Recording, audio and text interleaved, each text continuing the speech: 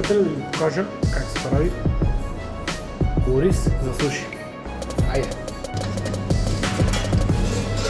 Така, слагаме в оризоварката ориза толкова колкото порции ни трябват. След което мием ориза лекичко, да не го щупим, докато водата не стане бистра. Пълним и сменяваме водата. След малко ще покажа крайния резултат. Водата трябва да е толкова бистра след 5-6 път измиване вече. Така може да знаете, че ориза вече е чист.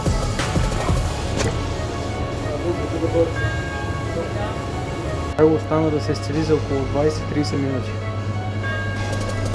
Така, изсипвате ориза в тенджерата. Слагате вода, да може да покриете ориза, не повече.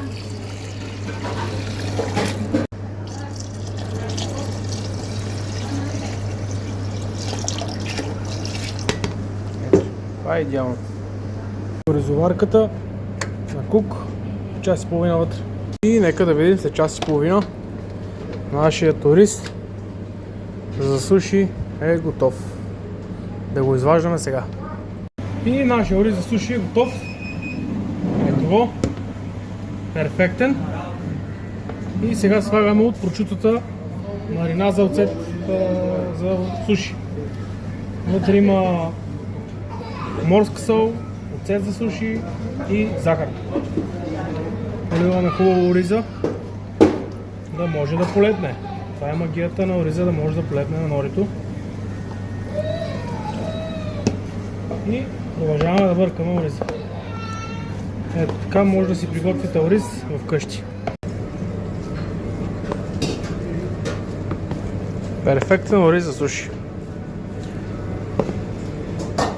За още полезни съвети как да си направи суши, може да ме последвате и да коментирате какво искате да бъде следващото клипче.